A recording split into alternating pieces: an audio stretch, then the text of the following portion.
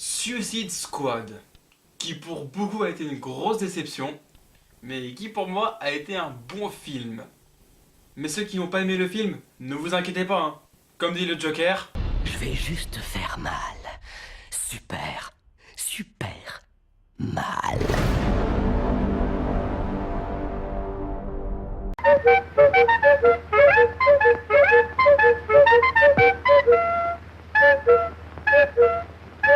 Bisous YouTube, j'espère que vous allez bien, moi ça va très bien. Et aujourd'hui, petite critique sur Suicide Squad, le film de super méchant réalisé par David Ayer qui était très original et très bien fait selon moi, mais qui a eu quelques petits soucis à sa sortie. Allez, c'est parti! Donc l'histoire c'est que face à une menace aussi énigmatique qu'invincible, l'agent secret Amanda Waller décide de réunir tous les méchants de la pire espèce. Armés jusqu'aux dents par le gouvernement, ces super méchants s'embarquent alors pour une mission suicide.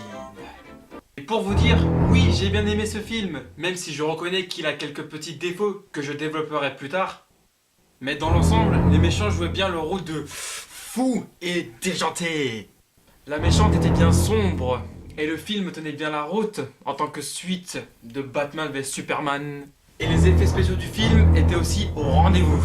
Donc voilà ce qui m'a plu dans ce film. Maintenant, passons aux défauts. Et pour moi, le défaut principal du film, c'est...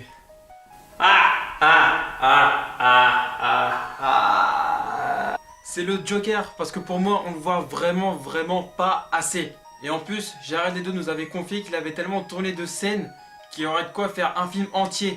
Je crois en globalité, il avait tourné pour 1h30. Donc oui, bien sûr, un peu déçu.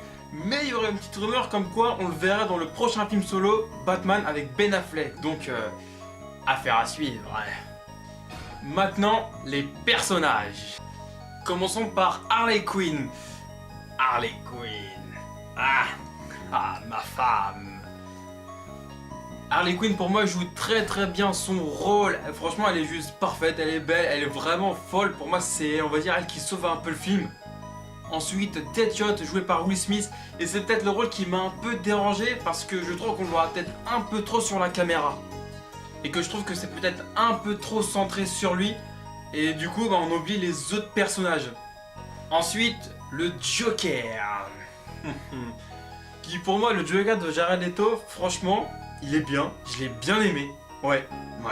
Bon bien sûr, hein, j'oublie pas Heath Ledger, ça c'est sûr. On peut pas l'oublier, tout le monde le compare à Heath Ledger. Mais faut pas qu'oublier, Heath Ledger c'est du passé. Oui, il a fait un Joker exceptionnel, il le restera toujours, mais je trouve que Jared Leto prend une bonne relève. Et en plus, c'est un Joker qu'on n'a encore jamais vu au cinéma. Donc, excellent. Ensuite, l'Enchantress, franchement, j'ai vraiment bien aimé son côté double face. Et par contre, quand elle se transforme, elle est méconnaissable, mais très plaisant à voir. Captain Boomerang et Killer Crow, j'avais bien aimé leur rôle, mais je trouve qu'ils sont un peu effacés dû à Will Smith, tout comme Katana. Et pour finir, El Diablo, qui est pour moi très intéressant et j'ai franchement adoré son personnage. Donc voilà ce que je peux dire sur Suicide Squad. Je vous dis peut-être à bientôt, on sait jamais.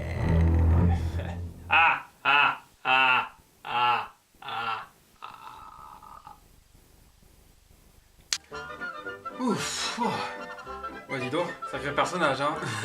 Et voilà tout le monde, c'est la fin de cette critique sur Suicide Squad. J'espère qu'elle vous aura plu et que vous avez apprécié le fait que je sois dans un autre personnage. Donc voilà ce que je peux dire sur Suicide Squad, que je conseille malgré toutes les critiques qu'il y a eu. Donc, et puis nous on se retrouve très vite sur YouTube. Allez, ciao!